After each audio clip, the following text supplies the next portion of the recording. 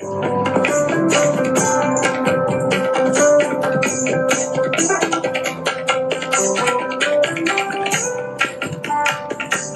પાર્શનાથ જળ જ્ઞાન પ્રાપ્ત કરીને આશ્રમપદ ઉદ્યાનની અંદર પ્રથમ સમવસરણમાં આર્ય શુભદત્ત વગેરે 10 ગણધરોની સ્થાપના કરે છે. બધા જ ગણધર 25 વર્ષના છે, એક સરખા છે. તસે 10 એક પછી ઉભા થયા, દીક્ષા થઈ ગઈ. ભગવાને ગંધર પદ પર સ્થાપિત કર્યા. ચેષ્ટા પૂરી થઈ. અશ્વસેન મહારાજાએ પૂછ્યું કે પ્રભુ, આપના 10 ગંધરોએ આગલા જન્મમાં એવું શું સુકૃત કર્યું કે આપના શિષ્ય બન્યા? ભગવાન સ્વયં પોતાના ગણધર એના બધાના એક પછી એક જીવન બતાવી રહ્યા છે. અશ્વસેન રાજા સાંભળી રહ્યા છે. પહેલા ગણધર શુભદત્ત, એનો પૂરો ભાવ આપણે જોઈ ગયા. જય મંગલ નામના રાજા અત્યંત પરાર્થ વ્યસની, ઉદારતા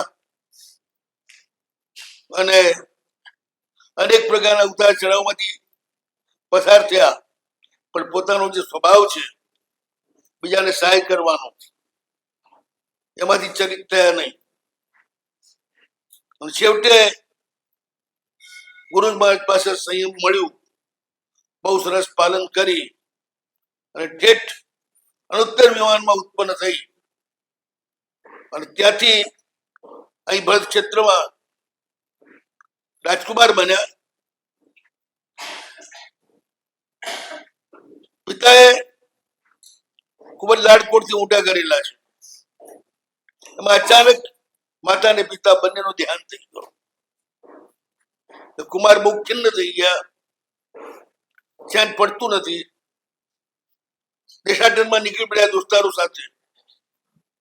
ફરતા ફરતા પ્રભુ કહે છે, અહીં આવ્યો, મારું કેવળ જ્ઞાન અને સમવસરણ એની વાત સાંભળીને મારી પાસે અહીં આવ્યો અને પહેલી જ વારમાં પ્રતિબુદ્ધ થઈ એને શિષ્યત્વનો સ્વીકાર કર્યો અને ગંધર પણ બન્યો.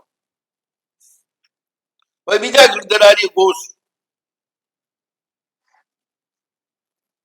એની વાત કરે છે. એ પણ આગલા ભાવની અંદર એક જગના રાજાના સેવક છે. એ રાજાને બાજુનો રાજા બહુ રંજાડે છે એના રાજને, અને આ પહોંચી વળતો નથી. એટલે એને સભામાં પડકાર ફેંક્યો છે, કોઈ માહીનો લાભ મારા દુશ્મનને કાં તો જીવતો પકડી લાવે કાં ખતમ કરે. ત્યારે જોશમાં આવી અને દ્રોણ નામનો એમનો સેનાપતિ ઉભો થઈ ગયો અને એને પાન બીડું છીલ્યું કે આ કામ હું કરીશ. રાજા ખુશ થઈને એને રજા આપી. એ નીકળ્યો, જઈ રહ્યો હતો ત્યાં રસ્તામાં કાપાલિક મળ્યો. કાપાલિક પણ એક પ્રકારના સંન્યાસી છે. એમને એવું વ્રત હોય છે, માણસની ખોપરી જ રાખે ખાલી. એ ખોપરીમાં જ ખાવાનું પીવાનું બધું જ, બીજું કોઈ વાસણ વાપરવાનું નહીં. અને અનેક પ્રકારના અઘોર મંત્રોની એ લોકો સાધના કરતા હોય. કપાલિકને પૂછ્યું કે આપ કઈ બાજુ જાઓ છો? તો હું શ્વેતપુરમાં જઉં છું, જે દુશ્મનનું ગામ છે. ત્યારે રાજાને દીકરો નથી, તો મારી પાસે તિકડમ છે, હું એને દીકરો આપીશ, એ મને સન્માન આપશે. ત્રણ વિચાર કરે છે કે મારે બી ત્યાં જવું છે, બેસવા માટે કઈ રસ્તો તો જોઈએ ને. હું આ કપાલિક તો સેવક થઈ જાઉં અને એની સાથે જાઉં. એની સાથે જાય છે. કપાલિક એને કહે છે કે ભાઈ તું મારો પાક્કો સેવક કે કાચો? તો હું આપનો પાક્કો સેવક. તું મારું જો કામ જાનના જોખમે કરીશ તો કરીશ. તો ચાલ કે હું તને અક્ષય ક્યારે પણ ન તૂટે તો સોનાનો ખજાનો આપું. બહુ સરસ. અને એને કહ્યું કે કાળી ચૌદસના દિવસે સ્મશાનની અંદર આપણે જઈશું, ત્યાં બધી વિધિ કરશું. અને હા પાડી. કાળી ચૌદસ આવી, સ્મશાનમાં ગયા, પેલા માંડું બાંડું કાઢ્યું ચોકીનું, એટલે કોઈ એમાં એને બહારનો ઉપદ્રવ ન થાય. પછી જા કે હવે અખંડ મરદું લઈ આવ. તો આવા ગોતવા નીકળ્યો, ગોતતા ગોતતા ગોતતા એક જગ્યાએ કોઈ ભાઈ એને હાર્ટ એટેક આવ્યો હશે, એમાં કોમામાં જતો રહેલો, મરદાની જેમ પડેલો હતો, લોકોએ ફેંકી દીધેલો. ઘરવાળાએ મળતું સમજી, એને જોયું કે અખંડ મળતું છે, ઉપાડીને લઈ આવ્યો. પેલા બધી વિધિ કરાઈ, પડદાને સુવડાવ્યું, હાથમાં તલવાર આપી, આને કહ્યું કે હવે તું આને પગમાં માલિશ કર, એટલે ધીરે ધીરે આની અંદર દેવતા આવશે, પછી આપણને અક્ષય સોનાનો ખજાનો આપશે. તો સારી વાત છે. આ બેઠો બેઠો પેલા પગનું માલિશ કરે, બાજુમાં અગ્નિનો કુંડ છે, એનો તાપ આવે, પેલો માળા કરી જામે બેઠો બેઠો જોરદાર. હવે ઠંડી હવા પેલો પગમાં માલિશ કરે, અને થોડી ગરમી પણ લાગી. પેલો જે કોમા હતો એ ધીરે ધીરે કોમા ઉતરી ગયો એનો, અને જાગ્યો, જોવા લાગ્યો શું છે યાર, કારણ કે હું ક્યાં આવી ગયો છું? આ તું ઘોર સ્મશાન છે, અમે બાપડે બાપ જો બિયામણો બાવો બેઠો છે, અને આ બાજુમાં આ બેઠો છું, મારા પગને માલિશ કરે છે. નક્કી આ લોકો મને મારી નાખશે, મારો હોમ કરશે. ગભરાયો, લીધી તલવાર હાથમાં, બહુ સમજ વેતાળ આવ્યો, પેલા સીધો ઘા કર્યો દ્રોણ ઉપર જ. દ્રોણે જબરદસ્ત ઘા લાગ્યો, અને પછી પેલો ઉભો થઈને દોડ્યો. બાવો તો બાપડો ડરીને ભાગી ગયો. કપાલિક તો એને આવી ગયો, આ ઘવાયેલો પડ્યો. સવાર પડીને ગામના લોકો ભેગા થયા, જોયું તો આ ઘવાયેલા પડ્યા છે. ત્યાં પેલો કપાલિક પણ પાછો આવ્યો કે પેલો જીવતો છે કે મરી ગયો, જોવું તો કરો. એ પાછો આવ્યો અને આની હાલત જોઈ. ગામવાળા શું છે? અરે કે બહુ ઉપદ્રવ થયો છે, આની તમે સેવા કરો. જો આ મરી ગયો ને તો તમારા આખા ગામની દવા દિશા બે જશે. એ બાબલા ગામના લોકો ગભરાઈ ગયા, ઉપાડીને દઈ ગયા ઘરે. એનું નાઈને બોલાવીને ઓપરેશન કરાવીને ઘા બધા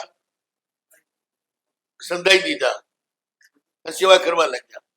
આ બાજુ દ્રોણ વિચાર કરે છે કે શ્વેતપુરના રાજાનું ખાલી ખરાબ ને ઈચ્છ્યું છે, કર્યું નથી, તો એ મને આ દંડ મળ્યો, તો પછી એનું ખરાબ કરું તો શું થાય મારું?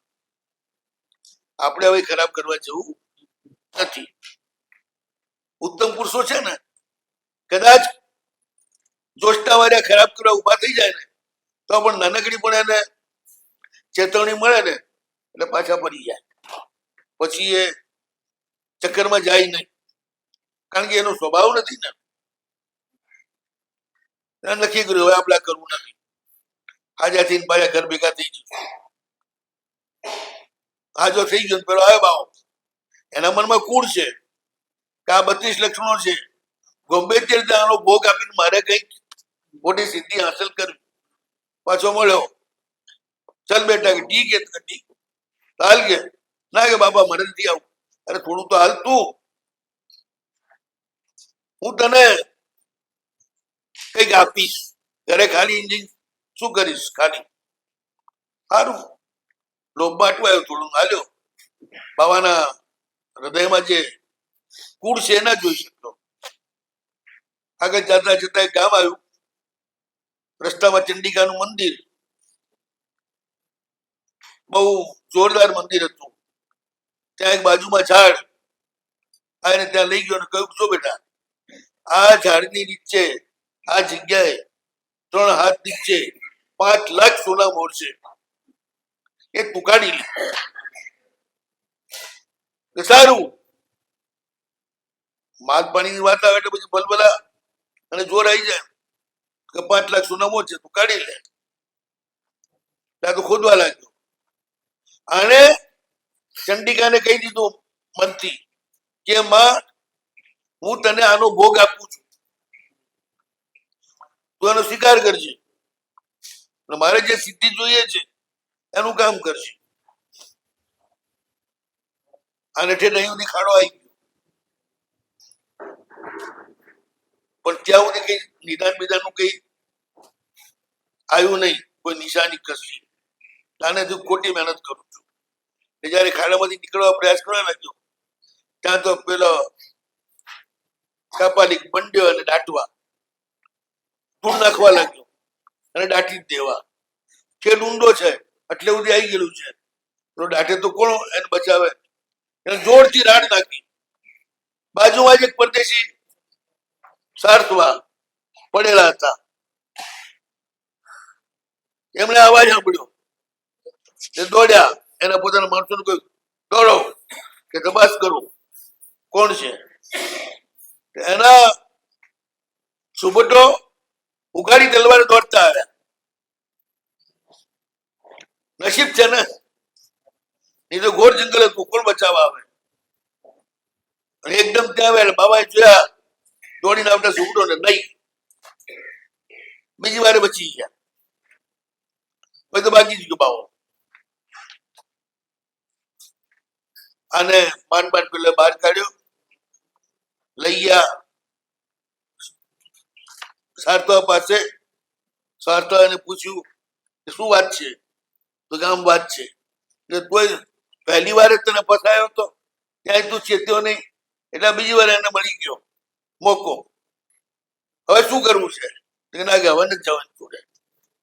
તો શું કરશું? તમારી જોડે.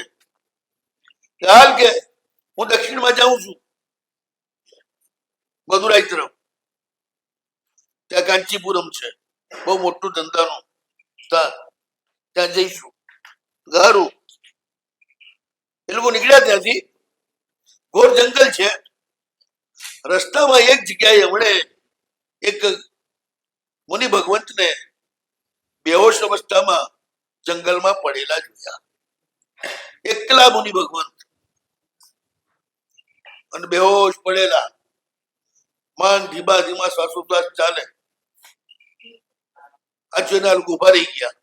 સારથવાને બધા ચેક કર્યું, તેમને એમ લાગ્યું કે ગુરુ મહારાજ ને પાણી પીવા નથી મળ્યું, એટલે ભયંકર તરસના કારણે બેહોશ થઈ ગયા છે, અને હવે જો એમને પાણી ના આપીએ તો બચવાની આશા નથી. એટલે એમણે તો તરત જ પાણી લાવ્યું, પાણી છાંટ્યું મહારાજ ઉપર, ગળામાં થોડું થોડું નાખ્યું, અને મહારાજને હોશ આવ્યો. જોયો તો અમે આ દ્રોણ બેઠો બેઠો એમની સેવા કરી રહ્યો છે. અને દ્રોણે તો પછી એમના ખૂબ સેવા કરી. અને મહારાજ જે છે આ પાણી પીધું નથી કે વાપર્યું નથી હજી, પણ બેહોશ પડ્યા છે અને નૌકાનું સ્મરણ કરી રહ્યા છે બેહોશીમાં. અને ઝાડની નીચે દ્રોણે ખૂબ સેવા કરી અને પછી પાણી લઈ આવ્યો.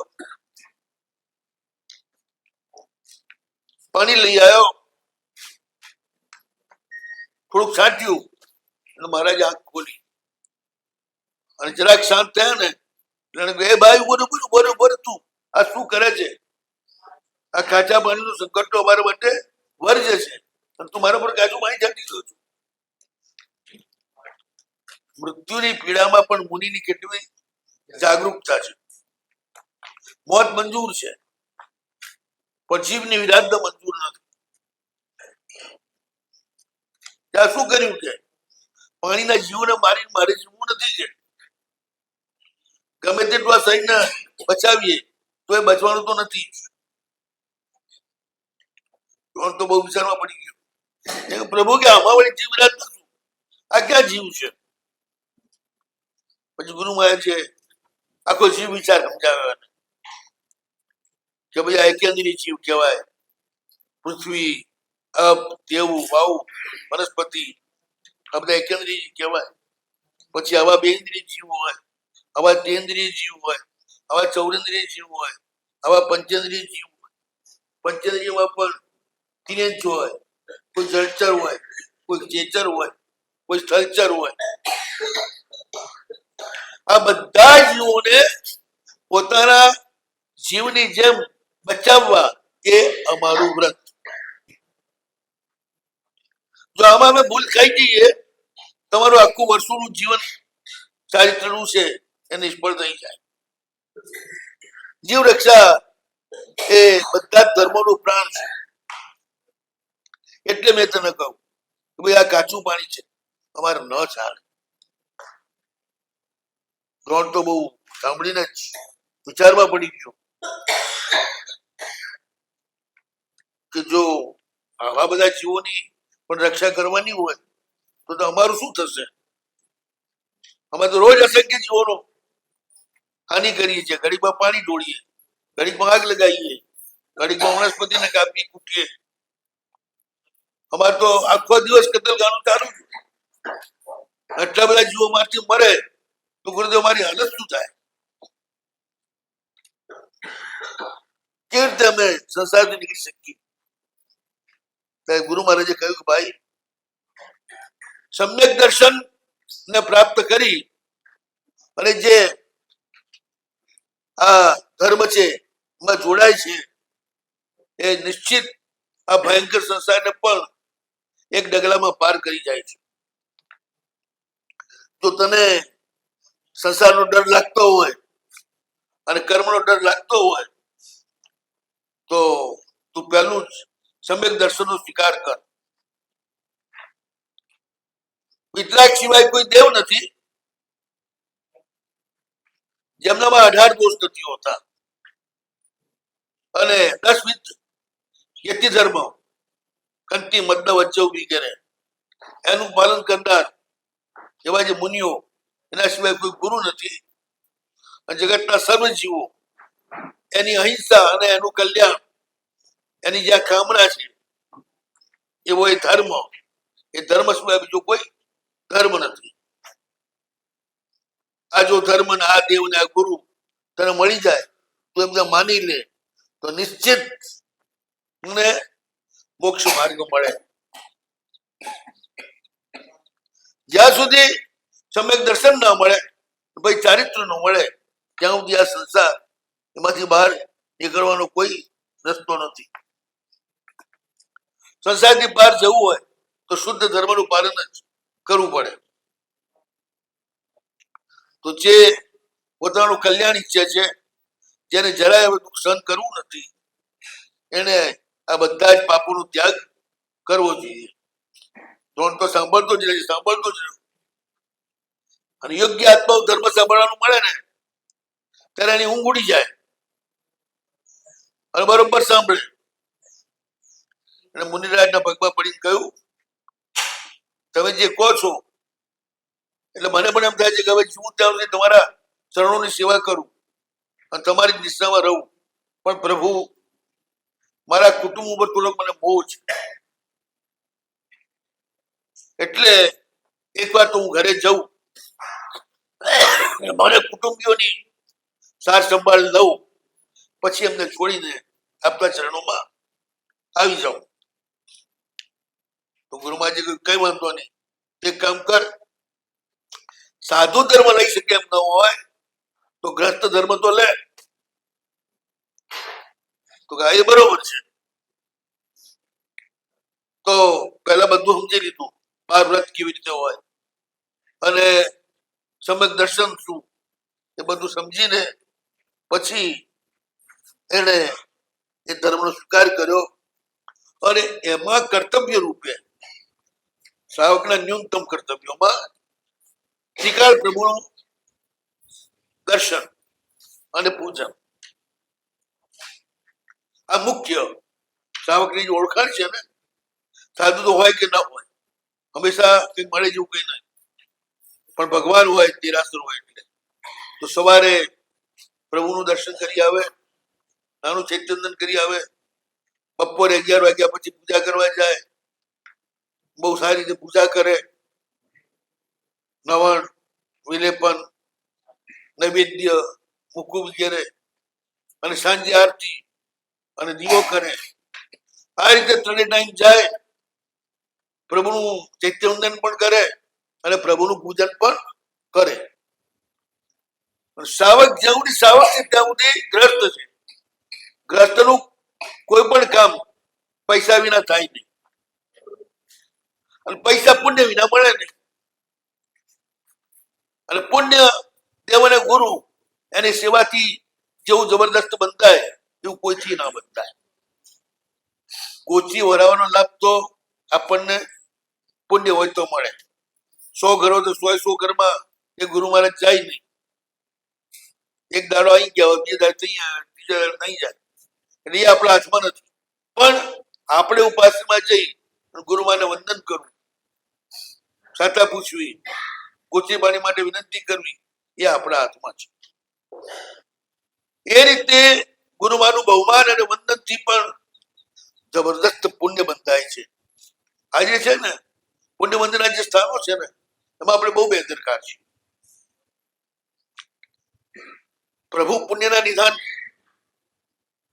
આખા વિશ્વના બધા જ જીવો એનું કલ્યાણ કરવાની કામના હોય, એમનું અપાર પુણ્ય હોય. તો ગુરુ પણ કરુણા નિધાન, એ પણ પુણ્યના નિધાન. એટલે જે પુણ્યના નિધાન હોય ત્યાં જાવ તો પુણ્ય મળે. આ લોકોત્તર માર્ગમાં, લોકોમાં તમારા માતાને પિતા જે નાનો મોટો ધર્મ કરતા જ હોય છે, એ પણ પુણ્યશાળી હોય, એટલે એમની પણ સેવા કરવાની. માતા પિતાની સેવા કરે ઘરમાં, અને ધર્મમાં દેવ અને ગુરુની સેવા કરે. આ બેથી જ જબરદસ્ત પુણ્ય બંધાય. એ બે માંથી પહેલું છૂટી જાય માતા પિતાની સેવા, વડીલોની સેવા, તો દેવગુરુ મળતા જ નથી. એને રિયલી નથી મળતા. ભલે આમ મંદિર જાય, પૂજા કરે, બધું જ કરે, પણ મા બાપને કાઢી મૂક્યા હોય ઘરમાંથી બહુના કહેવાથી, અને જુદો પડી ગયો હોય, બંનેનું પુણ્ય બહુ ઓછું થઈ જાય. આજે તો દેખાય જ છે, નવા જેટલા છે છોકરા છોકરીઓ અત્યંત પુણ્યહીન છે લોકો. એટલે એમને બાળક પેદા કરતા પણ વિચારવું પડે છે. ઇંગ્લેન્ડની એક છોકરીની કાર વાત આવી હતી. વર્ષે 68 લાખ રૂપિયા કમાય છે, તોય કે મારે માં થવું નથી. કેમ? આવનાર છોકરાનો જે ખર્ચો આવે, ઇંગ્લેન્ડમાં મોટો ખર્ચો હોય ને ભણવાનું કરવાનું, એ કે મારાથી પૂરી શકાય નથી. એટલે કેટલી નવી પેઢી નીચે ઉતરી ગઈ. જેના મા બાપ 8 છોકરાઓને મોટા કરી શક્યા, ધંધે લગાડી શક્યા, ભણાવી શક્યા, એ 8 ભાઈઓ પોતાના એકાદ દીકરાને પણ ભણાવવું કેવી રીતે શકાશે એ વિમાસમાં પડે. એટલે સમજી લેવાનું કે પુણ્યનો છેડો આવી ગયો છે. પુણ્ય છે જ નહીં લોકો પાસે. વડીલોની સેવા સિવાય ક્યારે પણ પુણ્ય મળતું જ નથી. પુણ્ય મેળવવું પડે છે, અને પુણ્યશાળી પાસેથી જ મળે છે. એટલે શાસ્ત્રો બહુ સ્પષ્ટ કહ્યું છે, માતા પિતા એ લૌકિક વડીલ છે, એમની સેવા કરે, એ પુણ્યથી લોકોત્તર એવા ભગવાન અને ગુરુ મહારાજ એમનો લાભ મળે. ને એ રીતે જબરદસ્ત પુણ્ય બંધાય. એક માણસ 100 માણસનું પેટ ભરી શકે એટલી ક્ષમતા એનામાં આવે, પુણ્ય વધે એટલે.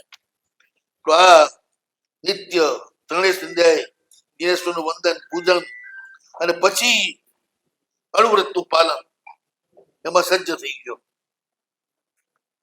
ગુરુ મહારાજ સાથે જ છે, રોજ એને ઉપદેશ આપે અને પ્રોત્સાહન આપે. એમ કરતા કરતા 8મી પૂરી થઈ ગઈ. 8મી પૂરી થઈ ગઈ. મહારાજને જંગલમાંથી બહાર આવવાનું બધું તો એવું એ સમુદાયની સાથે જ હતા, પણ માથું ઠંડે જવું હશે, જરા પાછળ રહી ગયા. અને બધાને ખ્યાલ ના રહ્યો, આગળ નીકળી ગયા. અને પછી મારા જંગલની કેડીઓમાં ભૂલા પડી ગયા.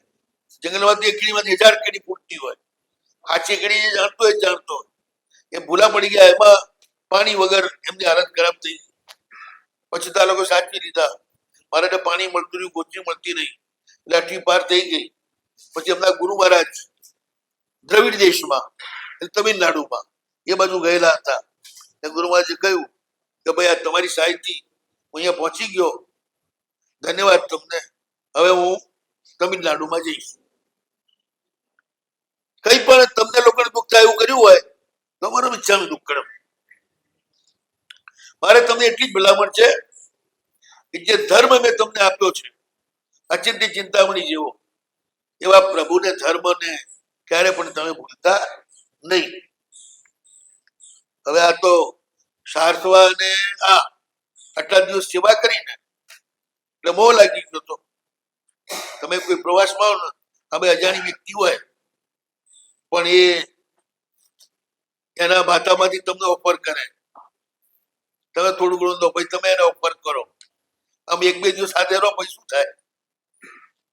એકબીજા હાથે મોહ લાગી જાય, પછી જુદા પડો ત્યારે ક્યારે મળશું, થોડી આંખો પણ ભીની થઈ જાય. આ મનુષ્યનો સ્વભાવ છે.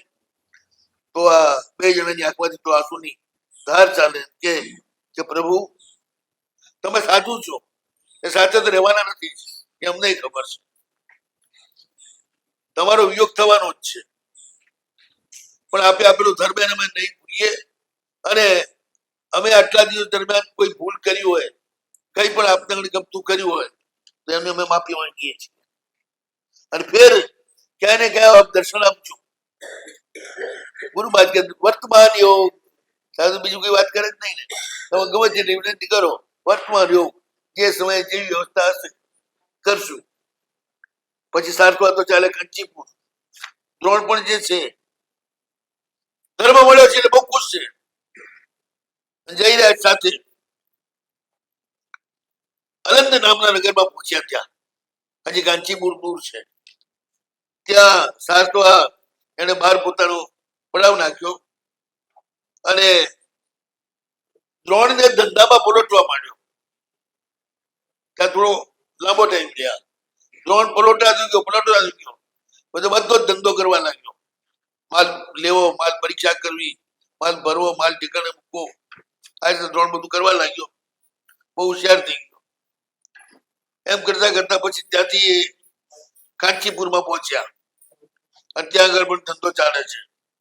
લગનના લોકો આવ્યા, પરદેશી વણઝારો આવ્યો છે, આવો અજબ ગજબનો માલ લાવ્યો છે, એ જોવા માટે બધા આવ્યા. લોકો પણ ખરીદવા લાગ્યા. જે ત્યાં આગળ નતું મળતું ડબલ ત્રણ ભાવથી વેચાય મૂળ કિંમત કરતા. અને આ રીતે જ એક્સપોર્ટ ઇમ્પોર્ટમાં જ માણસ કરોડો રૂપિયા કમાઈ શકે. એમાં એક દિવસ એવું એક ઠગ આવ્યો, એ સોનાની વીંટી લાવ્યો. એ વીંટીમાં બહુ હોશિયારી કરી. આવે કાળો ભમરો આવે ને, કાળા ભમરાને હાથ ને પગ ને બધું કાઢી નાખ્યું, મરી ગયેલો કાળો ભમરો. હવે એનો ઉપરનો ભાગ હોય ને કાળો હોય, બહુ ચમકતો હોય. વીંટી બનાવી સોનાની, એમાં એને ફિટ કરી દીધો નીલમના રંગ તરીકે. નીલમનો કલર એવો જ હોય, ભમરાનો કલર પણ એવો હોય. એને ફિટ કરી દીધો એને એ રીતે. અને પછી એવી 5 વીંટી બનાવી, લઈને આવીને દ્રોણને બતાડી એકાંતમાં. કારણ આવા ધંધા તો જાહેરમાં થાય નહીં ને. દ્રોણે બધું જોયું, ઓહો આવા તો બહુ કિંમતી નીલમ છે, આવડું મોટું નીલમ લાખો રૂપિયાનું થઈ જાય. તેને 5 મુદ્રિકા એનું મૂલ્ય કર્યું 5000. પેલો કે ના ના ના, બહુ કિંમતી છે, ના અપાય ના અપાય ના અપાય કરતા કરતા છેવટે 5000 માની ગયો. એક વીંટી 1000માં અને લઈ લીધી ખુશ થઈને. અને જેવો ધંધો થયો ને, રોકડી સોનાવર હાથમાં આવી, એવો જ પેલો તો ફુર કરતો પંખીની જેમ ઉડી ગયો. પાણી પીવાય ના રોકાણ. દોડને થયું આવું ધંધો ત્યાં આવી તો કોઈ ભાગી જાય નહીં. આ તરત કેમ ભાગી ગયો? એટલે બધું રાત પડી ગઈ. પણ રાતે તો કીધું આય નહીં, અંધારું ઘોર થઈ ગયું. એમ કરતા કરતા પૂનમનો દિવસ હતો, ચંદ્રમા આવું ગયો, ઉપર આવ્યો, ફૂલ પ્રકાશ થયો. પ્રકાશમાં પછી ભાઈ પેલી વીંટીઓ કાઢી અને જોવા લાગ્યા, તો એનાથી કઈ ગરબડ લાગે છે. એમ કરતા રાત પૂરી થઈ ગઈ. સવાર પડી એટલે દ્રોણ જે છે પાછે વીંટી લઈ સારથવા પાસે ગયો, બતાડી કે આ સોદો કર્યો છે. પૈસા સારથવાના હતા. એને બી જોયું બરોબર, અને એને પડી શંકા. નખના અગ્રભાગથી આમ કર્યું તો પેલું શું હતું કે પથ્થર થોડો હતો, બબડાનું કલેવર જ હતું ને, પટ દઈ અંદર નખ ગયો એટલે ખ્યાલ આવી ગયો કે તો ખોટું છે. દ્રોણે કહ્યું કે ભાઈ ખોટું છે, તને કોઈ દુધારે ઠગ્યો? તો સાચી વાત છે કે બનારસને ઠગાયા હતા. અરે ઠગાયો હતો અને ઠગી ગયો. સારથવાએ પછી એક વીંટી ખોલી, એમાંથી કાઢ્યું તો એ ભમરાનું કલેવર નીકળ્યું. દેખાડ્યું દ્રોણને. દ્રોણ તો બિચારો બહુ દુઃખી થઈ ગયો. હાય હાય છે, મેં શેઠને કેટલું મોટું નુકસાન કર્યું, 5-4 સોનામાં નુકસાન, બાપરે બાપ, આટલું મોટું નુકસાન કરી નાખ્યું. હવે 5,000 લાવવા ક્યાંથી, પૂરવા ક્યાંથી? એક તો આને મારો બધો એટલો ઉપકાર કર્યો, એમાં મેં પાછું એને આટલું નુકસાન કર્યું. ખાવાની ઈચ્છા નથી થતી. સારથવા કે યાર ધંધો છે, ચાલ્યા કરે, કોઈ દાડો કમાઈએ કરે, કોઈ દાડો ખોવાય કરું, આટલું બધું દુઃખી શું કરવા થઈ ગયો? હાલ કે ખાવા ભૂલી જા વાત ને. જમાડ્યું, બધું કર્યું. દ્રોણ કે પણ તમારે આટલા બધા પૈસા? અરે ગયા ને ગયા, શું કરે ને રોવે છે? જે ઘટના બની ગઈ એની બાજુ રોવાનું નહીં. કે હોય ધંધો કરીએ તો થોડું જોખમે કરવું પડે, જોખમ કરીએ તો કોઈ નુકસાન થાય. ક્યારેક તો આખી મૂડી જતી રહે કે આ તો કઈ થયું જ નથી, 5,000 જ ગયા છે. પણ ક્યારેક આખી મૂડી જતી રહે.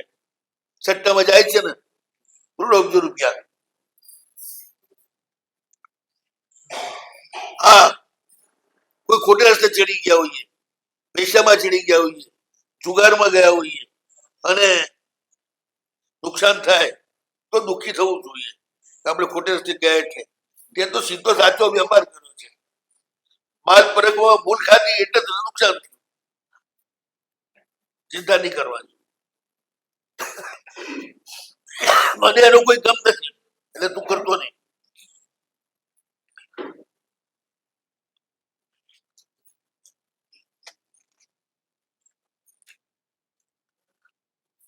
જોણ કે હારું, પણ એના મનમાંથી ડંખ જતો નથી. એમાં એ ઘરનું કામ બધું કરે છે. એક દિવસ જયારે એવો અવસર આવ્યો ત્યારે સાસુવાને ખયા વગર જ પોતે કોઈ વાતું પણ લીધા વગર નીકળી ગયો મધ્યરાત્રિ, અને પાછો ઉત્તરાપથ તરફ. આ દક્ષિણાપથ માં છે, કાંચી એટલે છે દક્ષિણાપથ, એના બાજુ ઉત્તરાપથ એટલે યુપી બિહાર, એ બાજુ નીકળી ગયો કે પેલા જુગારાને ગમે ત્યાં ગોતી કાઢું અને પૈસા પાછા લાવું. નીકળી પડ્યો. જતા જતા એક બ્રાહ્મણ મળ્યો, સાથે ચાલ્યા, સાથે બેસે ઉઠે, ખાઈ પીએ સાથે. એમાં એકબીજાને સ્નેહ થઈ ગયો. પહોંચ્યા શંકપુર નગરમાં, ત્યાં બ્રાહ્મણ થઈ ગયો બીમાર. હવે આને એકલો છોડી કેવી રીતે જવું? આટલા દિવસ સાથે હતો, એની ખૂબ સેવા કરી, ખૂબ સેવા કરી. બ્રાહ્મણ સાજો થઈ ગયો અને એને કહે છે કે બ્રોણ, તમારી એટલી બધી સેવા કરીને તો હવે હું પણ તારું કઈક ઉપકાર કરવા ઈચ્છું છું. હું તને 2 મંત્ર આપીશ, એ તું લે. એક મંત્ર છે, ગમે તેવું ઝેર હોય એને ઉતારી નાખે. બીજું જે છે, ગમે તો તાવ હોય તેને ઉતારી નાખે. દ્રોણ કે ઠીક, સારા મોટનો મંત્ર લીધો. બ્રાહ્મણે કહ્યું કે જો આ 5 સિદ્ધ વિદ્યા છે, કોઈ પણ સુપાત્રમાં આનો વિનિયોગ કરજે, કુપાત્રને આનાથી બચાવતો નહીં. તો કે ભલે. બ્રાહ્મણ ગયો મથુરા. દ્રોણ પણ પેલા તુતારાને ગોતતો ગોતતો ગોતતો ગોતતો હસ્તિનાપુર પહોંચ્યો. ત્યાં આગળ રાજાનો દીકરો છે, અને એવો તાવ આવે છે, ઉતરતો જ નથી. ભયંકર તાવ આવે છે. ગમે તેટલી દવા કરે, ગમે તેટલો ઉપચાર કરે, પણ તાવ ઉતરે નહીં.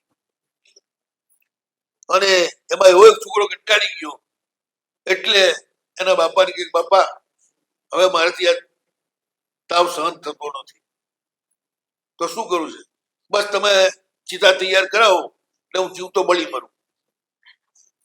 આ રોજ આખો દિવસ તાવની આગમાં શેકાયા કરવા કરતા 2 ઘડી આછી આગમાં બળી મરું સારું. એટલે તો મને હવે બીજું કોઈ મારી ઈચ્છા નથી, મને બસ તમે આ અગ્નિ ઔષધ આપો. દાદી કે બેટા, તું આવી તો બોલી બોલી અમારા પ્રાણ કંપાવે છે, તને ગમે તે તો સાજો કરીશ, ચિંતા ના કર. અને નગરમાં ઘોષણા કરાવી, રાજકુમારને જે સાજો કરશે એને રાજા મોટું ઇનામ આપશે.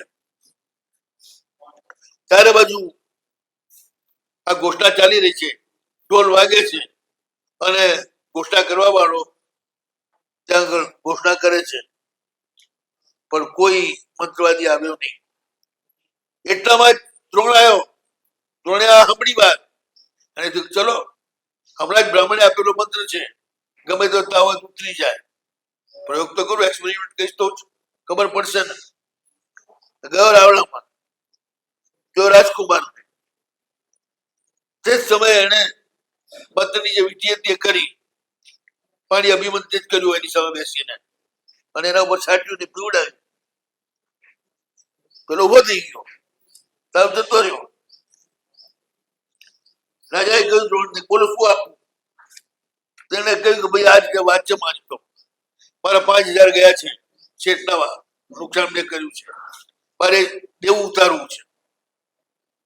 ભલે શેઠ નથી કહેતો, પણ આની ખાનદાની છે ને, મેં નુકસાન કર્યું, કેમ હું ન ઉતારું? એટલે દાદા કે સારું, એટલે આ 5000 સોનામાં આપી દીધી. અને ઉપરાંતમાં પોતાના સૈન્યના બધા ઘરેણા હતા એ ઉતારીને આપ્યા ઇનામમાં. પછી બહુ સારા સહાયક સાથે અને રજા આપી દ્રોણને. દ્રોણ રજા લઈને પાછા ફરતા ફરતા ફરતા ફરતા કોલ્હાપુર પહોંચ્યા. પાછા લંડનમાં આવે છે એટલે ત્યાં ભાઈ દેવવંદન માટે જઈ રહ્યા હતા મંદિરમાં, કોલ્હાપુરના દિનાશ્રમમાં. ત્યાં રસ્તામાં પેલો ઠગ જોયો, જે 5 ખોટી વીંટી પકડાઈ ગયો હતો. પણ મારું બેટું એ ઠગ તો સાધુના વેશમાં હતો, દીક્ષા લીધેલી હતી, બરોબર ઈજા સમયથી પાલના કરતા બીજા સાધુની સાથે ગોષ્ઠી કરવા જઈ રહ્યા હતા.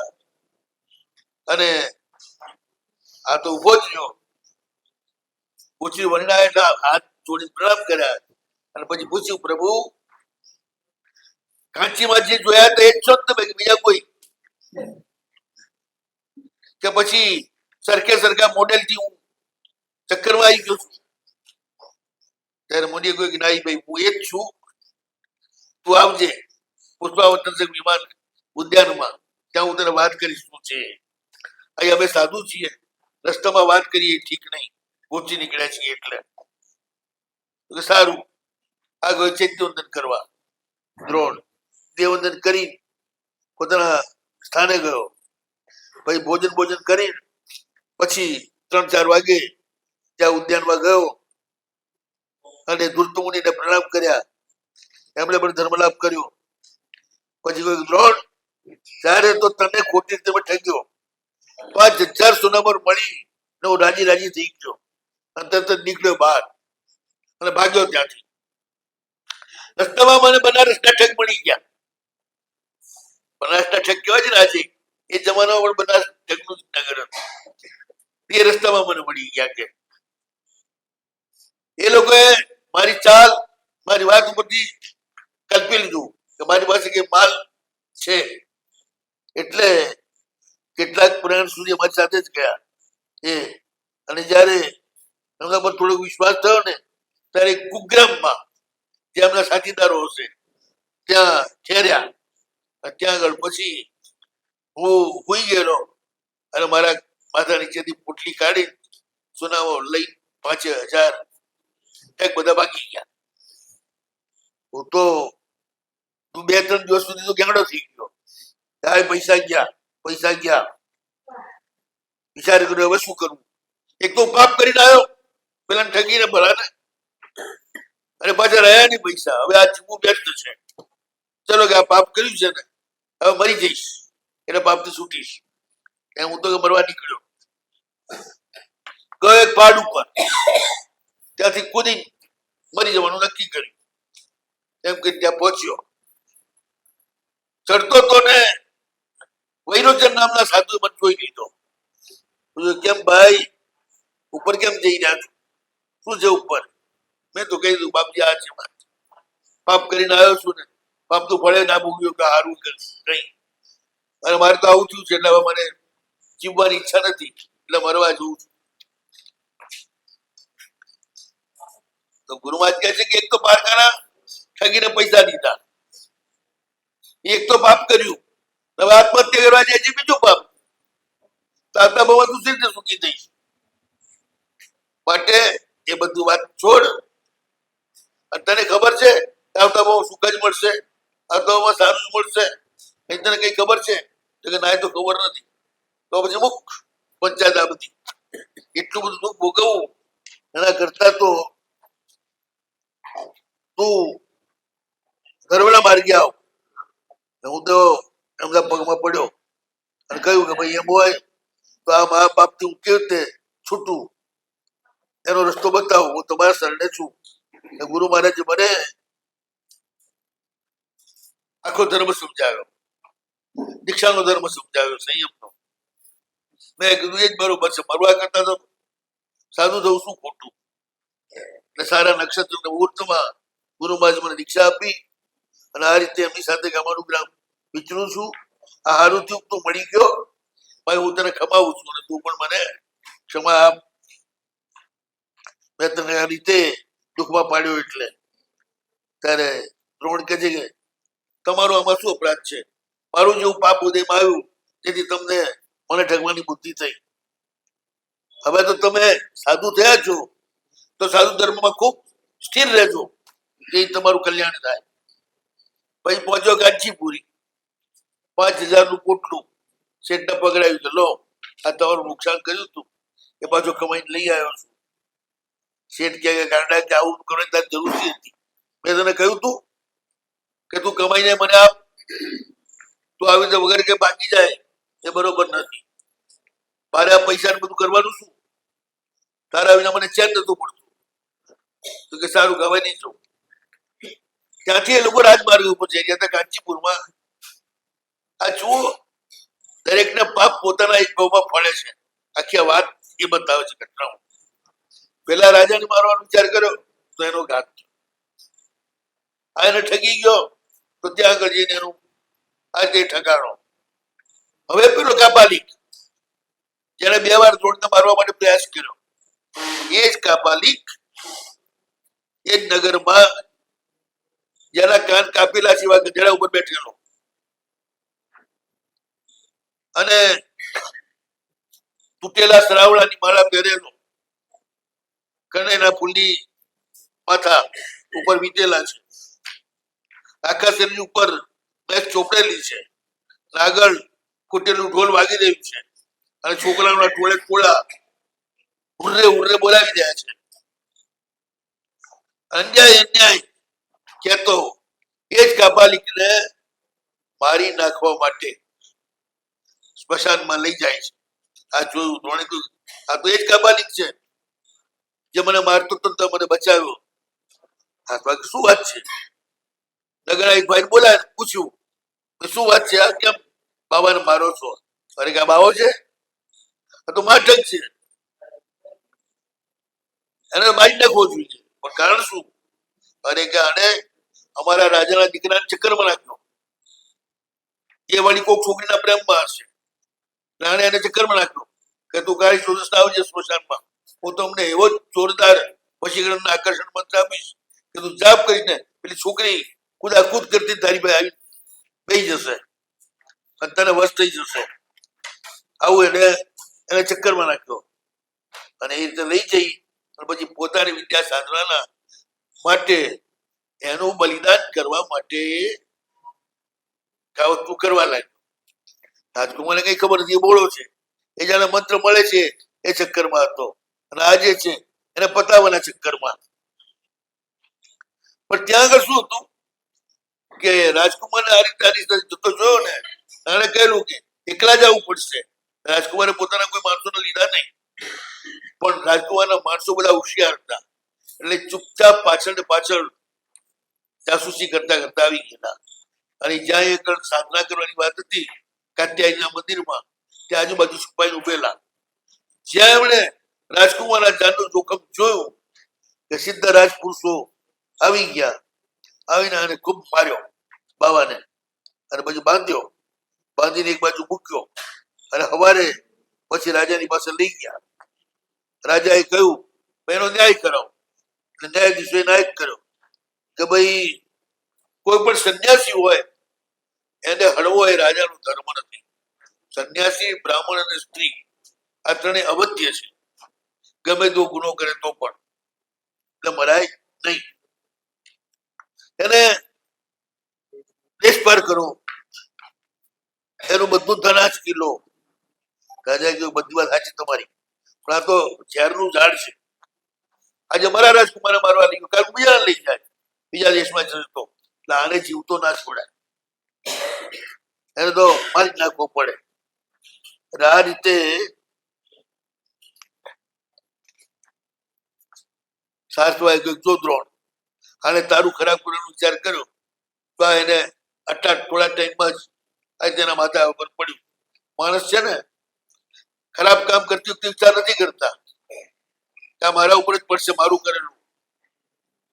એ વખતે તો બહુ રાજી થઈ જતા હોય છે, એમાં સફળ થાય તો રાજી થાય, પણ છેવટે એને ભોગવવું તો પડે જ છે, છૂટકો જ નથી. આ રીતે બે જણા વિચાર કરતા હતા અને ત્યાં તો પેલા એ બે જણા કે હવે તો આપણે આપણા આત્માનું કલ્યાણ કેવી રીતે થાય એનો જ વિચાર કરશું. આ પ્રમાણે વિચાર કરી અને બંને જણા જોતા હતા ને કપાલિકના ટુકડા કરી એને મારી નાખ્યો. હવે દ્રોણ કે છે કે સાસવાને કે ભાઈ હવે તમે મને પ્રેમથી બાંધી રાખો એ ઠીક નથી, હવે મારે તો સંસાર છોડવો છે એટલે સીધો મારે ઘરે જવું અને ત્યાં જઈ પછી મારા આત્મકલ્યાણનો માર્ગ લઉં, એટલે મને છોડો. એટલે રજા આપી અને નીકળ્યો. ત્યાંથી આગળ ચાલતા ચાલતા દ્રોણ નગર તરફ જઈ રહ્યો છે. ત્યાં રસ્તાની અંદર તુંબવન નામનું નગર આવ્યું. ત્યાં આગળ ગુરુંદર નામના આચાર્ય હતા, વંદન કરવા ગયો. ત્યાં ગયા અને જે પ્રશ્નો હતા એ પૂછ્યા. ત્યાં સુપ્રમ નામના એક સાધુ હતા, એમને રાતના ટાઈમે સાફ કરડ્યો, ભયંકર ઝેરી નાગ એ કરડ્યો. મારા તો બેહોશ થઈ ગયા લાકડા જેવા. ઘણા બધા મંત્રીકો આવ્યા પણ કોઈ કઈ કરી શકતું નહીં. કહ્યું કે આ બધી કાળ દષ્ટ છે એટલે હવે આને બચાવી નહીં શકાય. ત્યાં દ્રોણ વંદન કરવા આવ્યો. આ બધું જો આખા સાધુ વર્ગને મહારાજ પેલા મરવા પડ્યા છે, બધા સાધુ આકુળ વ્યાકુળ હતા. પૂછ્યું શું વાત છે? ક્યાં વાત છે? દ્રોણ કે ચિંતા ના કરો, મન દેખાડો. જ્યાં બેઠા હતા એ ઉતેલા હતા ત્યાં લઈ ગયા. પેલો મંત્ર એનું સ્મરણ કર્યું, એને સાધુનું વિષ ઉતરી ગયું, સાધુ સાજા થઈ ગયા.